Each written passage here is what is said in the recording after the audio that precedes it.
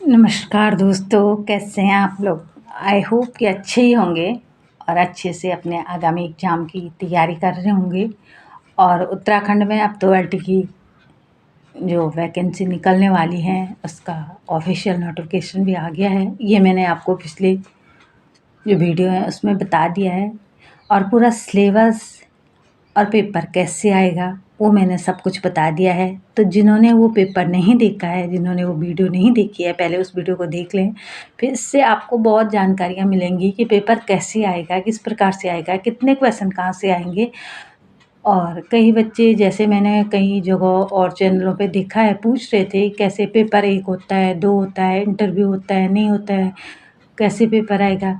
अरे मैंने पूरी जानकारी अपने वीडियो में दी हुई है कि 30 नंबर के क्वेश्चन शैक्षिक अभिवृत्ति से आएंगे और 70 नंबर के क्वेश्चन आएंगे आपके सब्जेक्ट से, जिस भी सब्जेक्ट में आपने फॉर्म फिल किया हुआ है उससे आएंगे। और किस प्रकार से पेपर आएगा, मैंने पेपर आपको कराया हुआ है। तो ये स्पेशल उत्तराखंड एलटी वालों के लिए जो मैंने सिलेबस, कई वैसे तो है सभी के लिए है, जनरल नॉलेज का, ये हिंदी साहित्य जो भी है, पर ज़्यादातर ये उनके लिए ज़्यादा फ़ायदेमंद रहेगा। क्योंकि उसमें सिलेबस में मैंने बताया हुआ है कि उसमें भक्ति काल, रीतिकाल और आधुनिक काल के सभी काव्य कविताएं जो हैं वो इंक्लूड हैं, वो आएंगी। तो ये मैंने इससे पहले तक आपको अच्छे से करा दिया है कि कैसे आएगा। इससे पहले जितना भी सिलेबस था, हिंदी साहित्य का इतिहास और काल विभाजन, ये मैंने आपको अच्छे से कराया हुआ है और उससे संबंधित मैंने क्वेश्चन आंसर भी आपको करा दिए हैं। तो जिन्होंने वो वीडियो नहीं देखी है, पहले उस वीडियो को देख लें और फिर आपको अच्छे से समझ में आएगा कि कैसे आगे का पढ़ना है और पेपर कैसे आता है, ज़्यादातर कहाँ से आते हैं क्वेश्चन। तो मैंने आपको बताया हुआ है कि ज़्यादातर जो आप, अगर हिंदी में आपने फॉर्म फिल किया हुआ है तो व्याकरण से आपको पेपर, आपने 2021 का मैंने पेपर कराया हुआ, उसमें देख लिया होगा कि पेपर व्याकरण से बहुत कम पूछा गया और पूछा भी गया है। तो ऐसे डीप क्वेश्चन पूछे गए हैं, ऐसे सिंपल कुछ भी नहीं आएगा। तो साहित्य से ज़्यादा पूछा जाता है, तो साहित्य में मैंने हिंदी साहित्य का इतिहास और वीर गाथा काल कंप्लीट आपको करा दिया है। और वो तो इतना ज़्यादा है भी नहीं इसमें, हिंदी साहित्य अब भक्ति काल है, भक्ति काल के बाद रीतिकाल है और रीतिकाल के बाद आधुनिक काल पूरा ही है सिलेबस में। और सिलेबस के बाहर से क्वेश्चन नहीं आएंगे, जितने भी आएंगे सिलेबस से ही आएंगे। तो चलो शुरू करते हैं आज की वीडियो। वैसे मैंने पिछली वीडियो में भक्ति काल को आपको कंप्लीट करा दिया है, तो जिन्होंने नहीं देखी है वो देख लें। जिनके समझ में नहीं आई है तो उनके लिए मैं आज दूसरी बारी इसको कराऊंगी और फिर आगे बढ़ेंगे। तो भक्ति काव्य, उसमें लिखा हुआ है, कविता लिखा हुआ है ना, भक्ति कविताएं और रीतकालीन कविता और आधुनिक कविता, जो भी लिखा हुआ है सिलेबस में, मैंने सिलेबस आपको नोट कराया हुआ है, उसमें देख लेना। तो ये था भक्ति का काव्य की शुरुआत कहाँ से हुई थी। तो भक्ति काल हिंदी साहित्य के इतिहास का दूसरा काल था। तो पहला वीर गाथा काल, दूसरा भक्ति काल और फिर रीतिकाल, फिर आधुनिक काल। तो दूसरा भक्ति काल था। तो भक्ति काल हिंदी साहित्य के इतिहास का दूसरा काल। आचार्य रामचंद्र शुक्ल ने भक्ति काल की समय सीमा मानी है। आचार्य रामचंद्र शुक्ल ने भक्ति काल की समय सीमा मानी है 1375 से लेकर विक्रमी संवत 1375 से लेकर 1700 तक, और सन में उन्होंने माना 1318 से लेकर 1643 तक। ये इन्होंने भक्ति काल की समय सीमा मानी है। सबसे पहले जो मैंने इम्पोर्टेंट क्वेश्चन नोट किए हुए हैं, इसका आप स्क्रीनशॉट भी ले सकते हो और या तो वैसे भी कॉपी पेन लेके इसको नोट करते रहो। भक्ति काल का सर्वप्रथम उल्लेख मिलता है उपनिषदों में और भक्ति काल का आरंभ माना जाता है दक्षिण के अलावर भक्तों द्वारा। अलावर कहते थे, जो वैष्णव भक्त होते थे उनको अलावर कहते हैं तमिल भाषा में, और जो शैव भक्त होते हैं उनको न्यायमार कहते हैं तमिल भाषा में। अलावर भक्तों की कुल संख्या मानी जाती है 12, और पदों का, उन अलावर भक्तों के जो पदों का संकलन है उसको कहते हैं दिव्य प्रबंधन। ये इस प्रकार से अच्छे से नोट कर दें, ये सारे क्वेश्चन पेपर में आने लायक हैं कि रामचंद्र शुक्ल ने भक्ति काल का समय सीमा क्या मानी है, भक्ति काल का सर्वप्रथम उल्लेख कहाँ मिलता है उपनिषद में, भक्ति काल का आरंभ कहाँ से हुआ था, तो दक्षिण से हुआ था। किसने किया था अलावर, अलावर किसको कहते हैं उस पर लिखा होगा ना, शैवों को, वैष्णवों को। तो ये प्रकार से अलावर भक्तों की संख्या कितनी मानी जाती है, तो 12 मानी जाती है। अलवर भक्तों के पदों का संकलन क्या है? तो दिव्य प्रबंधन है। तो भक्ति काल का सर्वप्रथम उल्लेख उपनिषद में मिलता है। दक्षिण भारत में द्रविड़ लोगों में भक्ति परंपरा का सूत्रपात ईसा से कई शताब्दी पहले हो चुका था और दक्षिण से आलावर भक्तों की परंपरा 7वीं सदी के बराबर चली आ रही है। आलावर वस्तु तो हम आलावर कहते थे, वैष्णव भक्त जो थे तमिल भाषा में मैंने आपको बताया इनको अलावर कहा जाता था और शैवों को न्यायन मार कहा जाता था और आलावर भक्तों की संख्या 12 मानी जाती है और उनका जो संकलन है वो दिव्य प्रबंधन नाम से जाना जाता है, जिसमें लगभग जो दिव्य प्रबंधन इनका वो है संकलन है उसमें लगभग 4000 पद हैं। आचार्य रामचंद्र जी ने भक्ति आंदोलन का सूत्रपात के लिए देश की राजनीतिक परिस्थितियों को जिम्मेदार माना। कैसे कि रामचंद्र शुक्ल जी कहते थे कि जब भारत पे बाहरी आक्रमण हुआ, जो इस्लामिक आक्रमण हुआ, तो उससे जनता जैसे आक्रमणों से त्रस्त हो गई थी, जनता परेशान हो गई थी और जब हम किसी चीज़ से अत्यधिक परेशान हो जाते हैं, जब हमें कोई रास्ता नज़र नहीं आता है तो तब हम चले जाते हैं सीधे किसके पास? भगवान के पास, भगवान की शरण में। तो यही उस समय के कहते हैं कि उस समय की परिस्थितियाँ थी, राजनीतिक परिस्थिति ठीक नहीं थी तो लोग ज़्यादातर भगवान की शरण में गए। तो उस टाइम के जो कवि थे, राज दरबारी कवि थे या अन्य कवि थे, जो ये संत थे उस टाइम, तो जितने भी कवि हुए हैं वो संत ही थे। जैसे कभी कोई ज्ञानश्री था, कोई प्रेमाश्री था, कोई सगुण, कोई निर्गुण, तो जितने भी संत हुए हैं भक्ति काल के दौरान सभी संत ही थे। तो वो उन्होंने इस प्रकार की रचनाएं भगवान भक्ति पर ही, चाहे निर्गुण की चाहे सगुण की, लेकिन भगवान भक्ति पर ही रचनाएं की थी। तो ये इन्होंने रामचंद्र शुक्ल जी मानते हैं। पूछा जाएगा क्वेश्चन कि रामचंद्र शुक्ल जी ने भक्ति का क्या कारण माना, भक्ति आंदोलन का क्या कारण माना क्या शुरुआत में? तो इसमें एक तो है कि रामचंद्र शुक्ल ने इस्लामिक आक्रमण से जनता निराश थी इसलिए हुई, और दूसरी अगर राजनीतिक परिस्थितियां देखा होगा तो आप राजनीतिक परिस्थितियां भी सही कर सकते हो। तो ये रामचंद्र शुक्ल जी ने ये कारण इसका माना था। और जॉर्ज ग्रेसन ने माना कि ईसाइत की देन थी, भक्ति का आंदोलन क्या था? ईसाइत की देन थी। और डॉक्टर ताराचंद्र मानते हैं कि ये अरबों के आक्रमण की देन है, मतलब अरब लोगों ने जो आक्रमण किया, बात वही हुई रामचंद्र शुक्ल वाली कि जनता त्रस्त हो गई थी और जब उनको कोई रास्ता नजर नहीं आया तो वो भगवान की शरण में चले गए। और उस टाइम के जितने भी कवि थे तो उन्होंने जो रचनाएं लिखी वो भगवान की उपासना में ही लिखी। तो इसलिए उस टाइम की जितनी भी रचनाएं हुई भक्ति काल के दौरान तो वो भगवत प्रेम, भगवान प्रेम से ही संबंधित थी। आचार्य हजारी प्रसाद द्विवेदी जी कहते हैं कि समय बदलता रहता है तो एक दौर के बाद दूसरा दौर जैसे आता है, जो समय बदलता रहता है, तो ये एक स्वाभाविक था कि पहले लोग और थे फिर वो भक्ति की तरफ आ गए, तो ये एक स्वाभाविक उसको मानते हैं हजारी प्रसाद द्विवेदी जी। तो अगला ये था रामचंद्र शुक्ल के अनुसार देश में मुसलमानों का राज्य प्रतिष्ठित हो जाने पर हिंदू जनता के हृदय में गौरव, गर्व और उत्साह के लिए वह अवकाश न रह गया। अपने पौरुष से हताश जाति के लिए भगवान सत्य करुणा की ओर ध्यान ले जाने के अतिरिक्त दूसरा कोई मार्ग उनके पास नहीं रहा। मैंने बताया ना, जनता जैसे परेशान त्रस्त हो गई थी तो इससे परेशान होकर के जनता ने वही रास्ता चुना। भक्ति भावना मूलतः दक्षिण से उत्पन्न हुई, कहते हैं कि दक्षिण भारत से ही भक्ति भावना। तो डॉक्टर सत्येंद्र कहते हैं भक्ति द्रविड़ उपजी लाए रामानंद। कई बार पूछा जाता है कि ये किसने, ये सेंटेंस किसके थे? तो डॉक्टर सत्येंद्र के थे। भक्ति द्रविड़ उपजी लाए रामानंद, भक्ति दक्षिण भारत में उपजी और उत्तर भारत में लाने का श्रेय रामानंद को जाता है। ये क्वेश्चन पूछा भी गया है कई बार कि उत्तर भारत में भक्ति को लाने का श्रेय किसको जाता है? तो रामानंद जी को जाता है। और रामानंद जी सगुण उपासक, निर्गुण उपासक थे और कबीरदास के गुरु भी थे रामानंद। तो भक्ति आंदोलन की पृष्ठभूमि में हमें आचार्यों का भी योगदान मिलता है। तो जैसे माधवाचार्य जो 13वीं शताब्दी में हुए, उन्होंने गुजरात में द्वैतवादी वैष्णव संप्रदाय चलाया। जैसे जयदेव थे, इन्होंने पूरे भारत में कृष्ण प्रेम के गीत गाए।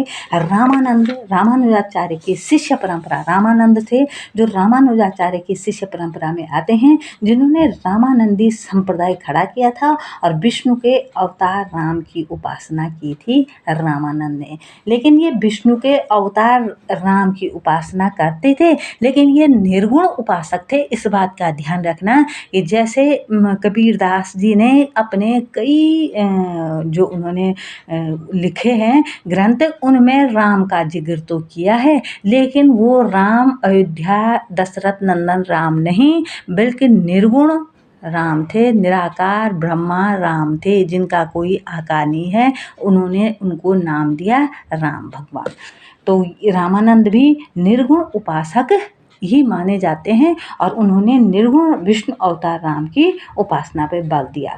तो वल्लभाचार्य थे, वल्लभाचार्य ने शुद्धोद्वैतवाद कृष्ण भक्त आचार्य थे और कृष्ण की उपासना की। जैसे राम नामदेव थे, महाराष्ट्र के भक्त नामदेव भक्ति मार्ग के बहुत माने जाने थे। और आचार्य हजारी प्रसाद द्विवेदी ने भक्ति आंदोलन का प्रारंभ हिंदुओं की पराजित मनोवृत्ति को नहीं, बल्कि उन्होंने स्वाभाविक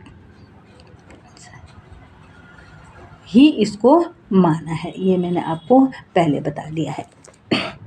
अब देखो, ये मैंने आपको बता दिया है कि भक्ति आंदोलन के कारण क्या थे। तो भक्ति आंदोलन के कारण आपको बता दिया कि रामचंद्र शुक्ल ने राजनीतिक परिस्थितियाँ, जॉर्ज ग्रेसन ने ईसाइत की देन, इन चीज़ों को नोट कर लेना। ये पूछा जाता है।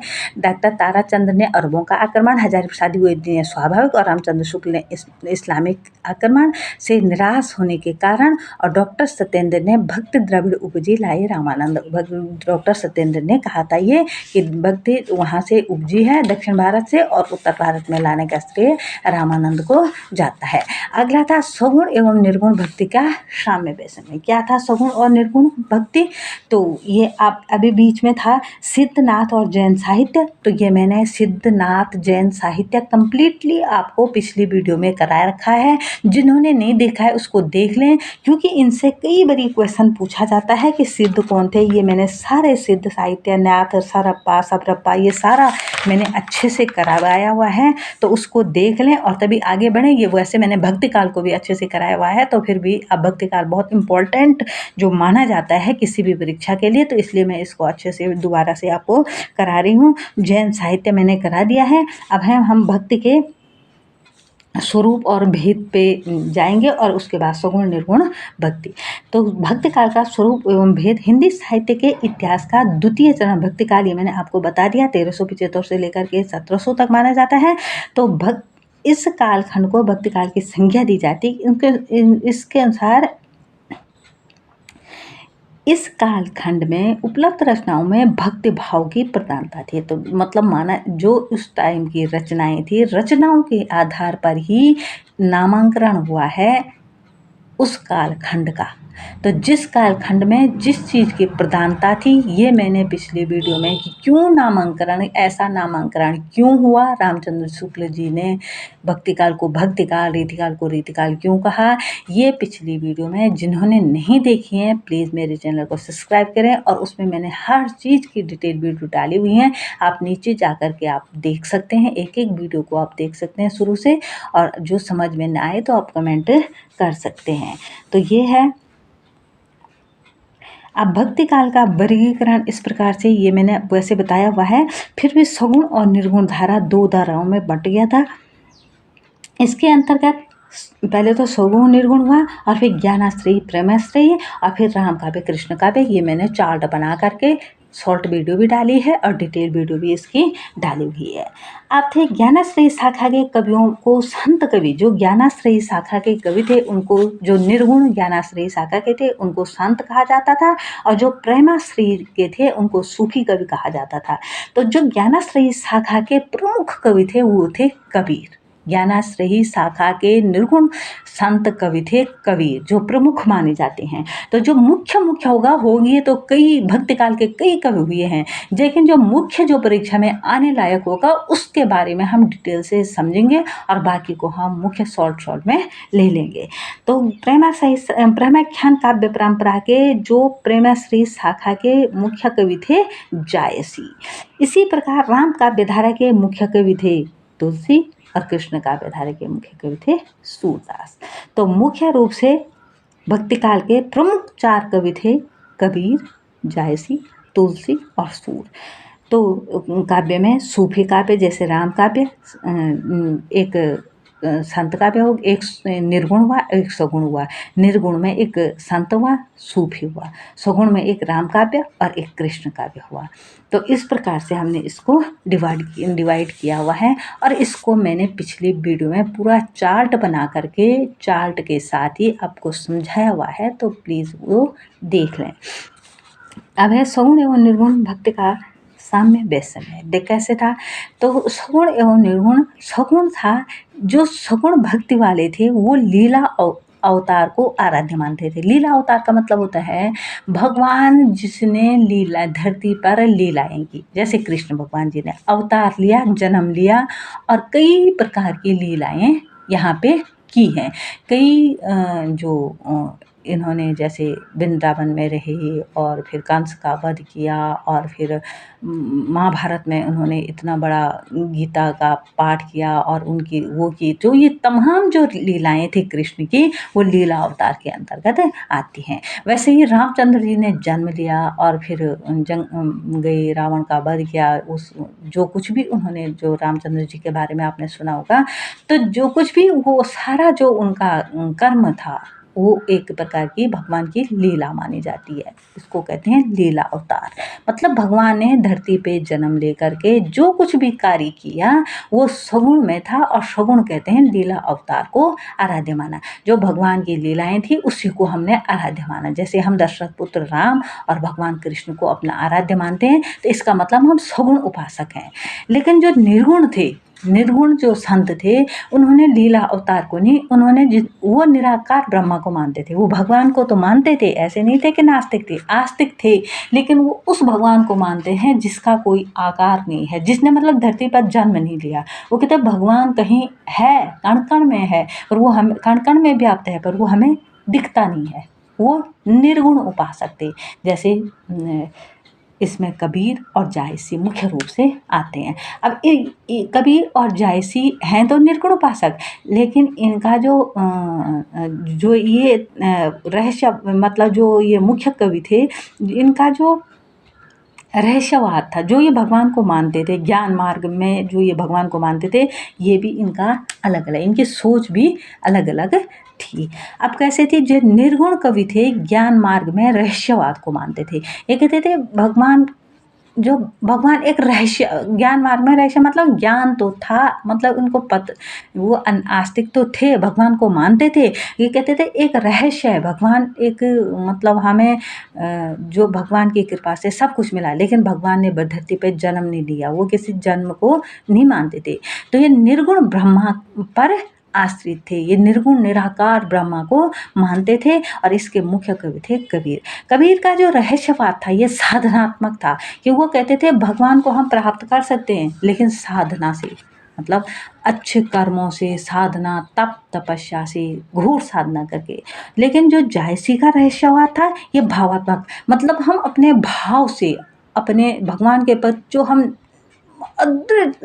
जो भक्ति रखते हैं उससे हम भगवान तक पहुंच सकते हैं। मतलब भगवान के प्रति हमारी भक्ति होनी चाहिए। और कबीरदास कहते थे कि हमें उन्हें पाने के लिए एक साधना, एक तपस्या होनी चाहिए। और तपस्या का मतलब ये थोड़ी नहीं कि जंगल में जाके तपस्या, उनका मतलब था कि अच्छे कर्म करना, मतलब वो भी क्या है, एक तपस्या है। तो इस प्रकार से अब मुख्य थे, मैं आप सबसे पहले उसमें आते हैं, कबीर का नाम आता है हमारे भक्ति काल में। तो कबीर को पढ़ेंगे सबसे पहले। तो कबीर का जन्म हुआ था, इसको अच्छे से याद रखना, 1300 1398 ईस्वी में और मृत्यु हुई थी 1518 में। अब लगा लो 1398 से 1518 कितने टाइम होता है, 120 वर्ष की उम्र में उनकी मृत्यु हुई थी। इतने लंबी उनका जीवन रहा था कबीरदास जी का। तो इनके माता पिता कहते हैं कि जन्म के समय ही इनको छोड़ दिया था या चल बसे थे इस दुनिया से। तो इनका जो पालन पोषण हुआ वो किया है नीरू और नीमा नाम के एक दंपति जुलाहे ने इनका पालन पोषण किया है। नीरू और नीमा नाम के इनके गुरु थे रामानंद। ये अच्छे से समझ जाएं, पहले मैं इसको बता रही हूँ। गुरु थे इनके रामानंद जो निर्गुण उपासक थे। रामानंद भी क्या थे, निर्गुण उपासक थे। पत्नी का नाम लोई था, पूछा जाएगा। पुत्र का नाम कमाल और पुत्री का नाम कमाली था। और रचनाएं थी इनकी साखी, सबद और रमैनी। लेकिन जो साखी, सबद और रमैनी थे, इनका शिष्य था धर्मदास। इनके शिष्य हुए हैं धर्मदास कबीरदास जी के। और जो बीजक जो लिखा है, बीजक साखी, सबद, रमैनी को इकट्ठा करके एक संग्रह है। अब ये मत दिखना कि कबीरदास की रचना बीजक है। कबीरदास जी ने तो 3 अलग अलग रचनाएं की थी, साखी, सबद और रमैनी। और उन सबको एक ही संग्रह में रखा जिसका नाम दिया गया बीजक। और ये काम किया था उनके शिष्य धर्मदास ने, बीजक को धर्मदास ने। और फिर जो उनकी जो सारे रचनाओं की एक रचना तैयार की श्याम सुंदर दास जी ने, जिसको कहा गया कबीर ग्रंथावली। कबीर ग्रंथावली लिखी इनकी कबीर की रचनाओं का संग्रह है जो श्याम सुंदर दास जी ने। और साखी, सबद, रमैनी का जो संग्रह है वो बीजक है जो लिखा था धर्मदास ने। और धर्मदास थे कबीर के शिष्य। ये चीज़ अच्छे से याद रखना। वो जाति के जुलाहे थे कबीरदास जी और रहते काशी में थे, काशी में रहते थे। और उनका जो वाद था वो अद्वैतवाद को मानते थे, अद्वैतवाद। और रामानंद उनके गुरु थे। ये चीज़ अच्छे से नोट कर लेना और याद भी रखने लायक है। अब ये मैंने आपको बता दिया कबीर की रचनाओं का जो संकलन कबीर ग्रंथावली था, ये श्याम सुंदर दास जी ने लिखा था। और कबीर को वाणी का डिटेक्टर कहा था हजारी प्रसाद द्विवेदी जी ने। कबीर की भाषा सदुकुड़ी थी, ये कहा था रामचंद्र शुक्ल ने।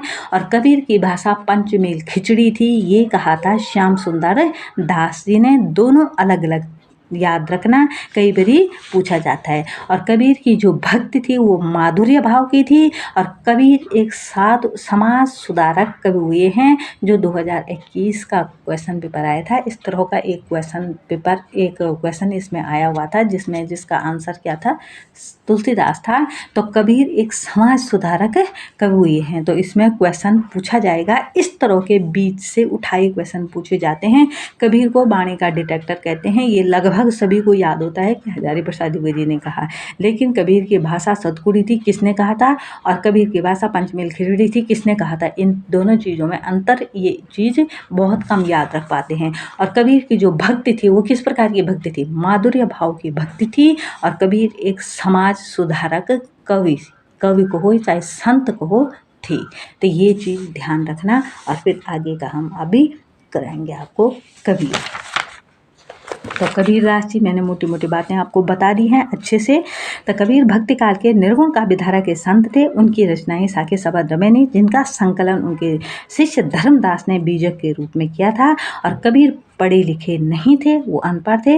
वो उन्होंने खुद अपने रचनाओं में कहा है, मस कागज छुयो नहीं, कलम गई नहीं हाथ। मतलब मैंने कागज आता छुआ नहीं है और कलम को हाथ से पकड़ा नहीं है, ये उन्होंने खुद से स्वीकारा है। लेकिन फिर भी वो इतने बड़े संत महात्मा हुए हैं जिन्होंने इतनी सारी रचनाएं की हैं। उनके गुरु रामानंद थे, ये मैंने आपको बता दिया है। कबीर की भक्ति भावना माधुर्य भाव की भक्ति भावना थी, मैंने ये बता दिया है। तो इनकी निर्गुण काव्यधारा कबीर ने नाथपंथियों के हठ योग साधना भक्ति भावना का समावेश उनकी साधना में मिलता है। और कबीर रामानंद के शिष्य और वैष्णवों के प्रति आदर भाव रखते थे। भक्ति भावना के लिए द्वैत आवश्यक और सगुणोपासक संभव है। और कबीरदास जी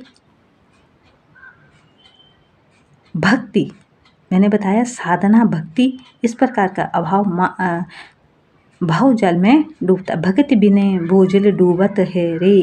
वो कहते थे भक्ति के बिना क्या होता है, बस भाव जल में इंसान डूबता रहता है। भक्ति में भाव सागर को गोपत के समान सुगमता से तरने योग्य हो जाता है। तो ये इस प्रकार से इन्होंने आचरण की कबीर की जो भक्ति भावना में सदाचरण पर बल दिया, वे सदाचार को भक्ति का प्रमुख अंग मानते थे। और इस प्रकार से कबीर भक्ति तेरी सरनी आई रख ले हो भगवान। और जो इनके द्वारा लिखे गए जितने भी सेंटेंस हैं ना, जितने भी इनकी जो रचनाएं हैं, उनके बीच से एक एक पंक्तियां ली गई हैं। तो ये पंक्तियां जो अभी मैंने 2021 का आपको पेपर कराया है, तो उसमें कई बार पूछा गया है कि ये किसने कहा था। तो इस प्रकार का जो पिछली वीडियो मैंने इससे पहले कबीर पे लिखी हुई है, तो उस पर मैंने अच्छे से बताया हुआ है कि क्या क्या कौन कौन से मुख्य मुख्य बातें हैं जो कबीर पूछी जाएंगी। तो इसमें था, देखो कबीर की रचनाएं मैंने बता दिया आपको, धर्मदास ने इस किया था। तो कबीर निरक्षर थे, उन्होंने स्वयं स्वीकार किया है, मसी कागज छुयो नहीं कलम गई नहीं हाथ। तो ये आपको याद रखना है, ये कबीर ने खुद कहा था। कबीर भक्त के निर्गुण काव्यधारा के संत थे। कबीर अद्वैतवाद पर बल देते थे। कबीर निर्गुण निराकार परम ब्रह्म को मानते थे। और ये उन्होंने समाज में व्याप्त रूढ़ियों, अंधविश्वासों, पाखंडों का खंडन किया। तो इसीलिए कहते हैं, आचार्य रामचंद्र शुक्ल जी ने कहा है, कबीर भक्त और कबीर बाद में थे, समाज सुधारक, विश्वासों पाखंडों का खंडन किया। और हिंदू मुसलमान को फटकारते हुए कहा था उन्होंने, अरे इन दोवन राई न पाई, हिंदू अपने करे बड़ाई, गागर छुअन न दे, वैश्या के पान तरे, सोए यहो देख हिंदुताई। तो ये कैसी हिंदुताई है। तो इस पे जो ये उन्होंने लिखा हुआ है, ये कई बार पूछा जाता है कि ये किसने लिखा है। मुसलमान की पीर औलिया मुर्गी मुर्गी खाए, खाला के घर बेटी ब्याहे, घर ही में करे सगाई। तो ये कैसे दोनों को, वो न तो किसी के पक्षधर थे, न मुसलमानों के और न हिंदुओं के पक्षधर थे। तो इन्होंने सबके लिए समान रूप से कहा हुआ था। तो उन्होंने मूर्ति पूजा का भी विरोध किया था। वो कहते थे तिलक छापा गंगा स्नान पूजा आदि का इन्होंने विरोध किया था। इस प्रकार से ये मूर्ति पूजा के विरोधक थे, ये मैंने आपको पहले बता दिया है। तो वो कहते थे माला फेरत जुग गया गया, न मन का फेर कनका मन का डाल दे, मन का फेर। तो इस प्रकार से इन्होंने कई बातें ऐसी बताई हैं हमें कबीरदास जी ने, तो जिनको आज भी हम मतलब जो समाज को एक अच्छा मैसेज देते हैं कि इस प्रकार से ऊंच नीच का, जैसे वो कहते थे कि जाति पाति का वो खंडन करते थे। कबीर भक्त और कबीर बाद में थे, समाज सुधारक बात थे। वो कहते थे ऊंचे कुल में जन्म या ऊंची करनी होई, सुबरन कलश सुरा भरा, साधु निंदत सोई। तो मूर्ति पूजा के विरोधक थे। तो पाहन पूजे हर मिले, तो मो पूजो पहाड़, घर के चाके कोई न पूजे पीस खाए संसार। इसी प्रकार से जीव हत्या के विरोध में उन्होंने कहा था, दिन में रोजा रहत है, रात हनत है गाय, यह तो खून वह बंदगी, कैसे खुशी खुदाई। तो सब, चाहे हिंदुओं के लिए था चाहे मुसलमानों के था, वो हर एक पाखंड आडंबर था, उसका विरोध करते थे। कि एक तरफ तो रोजा रखते हैं और शाम को गाय को, जैसे वो करते हैं ना मांस मदिरा का सेवन जो मुसलमान लोग, तो वो करते हैं। तो ये कैसी खुदाई है कि किसी की हत्या करके हम किसी को खुश करें, ये हो सकता है? पॉसिबल नहीं है। तो इस प्रकार से वो हर उस चीज़ का, आडंबरों का, कि तिलक छापा लगा करके इस प्रकार से अगर आप रहते हो तो ये ज़रूरी नहीं, ये कैसी हिंदुताई है। तो इस प्रकार से कबीरदास जी के बारे में हमने सब कुछ डिटेल में आपको बता दिया है। आई होप कि आपकी समझ में आ गया होगा। अब नेक्स्ट हम करेंगे जायसी को, और ये कबीर के काव्य श्रृंगार एवं शांत रसों, ये चीज़ मैंने नोट नहीं कर पाई थी आपको, कि कबीर के जितने भी काव्य रचनाएं हैं, इनमें श्रृंगार रस और शांत रस की प्रधानता रही है। आत्मा एवं परमात्मा के बीच मिलन प्रसंगों में संयोग की व्यंजना रही है। ये मुख्य चीज़ें हैं जो नोट करने लायक हैं, ये आप नोट कर लेना। और कबीर रूपक, जैसे रूपक रहा था, कबीर घोड़ा प्रेम की चितन चढ़ी असार, ज्ञान खड़क गई कल श्री भली चढ़ाई जो मुख्य मुख्य बातें हैं जो परीक्षा में, मैं कहने का मतलब है जो मुख्य मुख्य बातें हैं जो परीक्षा में आने लायक हैं वो मैंने आपको डिटेल में बता दिया है। नोट भी आपको नहीं तो स्क्रीनशॉट लेना या तो नोट कर लेना अच्छे से, तो आपकी समझ में आ जाएगा। और फिर हम नेक्स्ट चलेंगे मलिक मोहम्मद जायसी पे।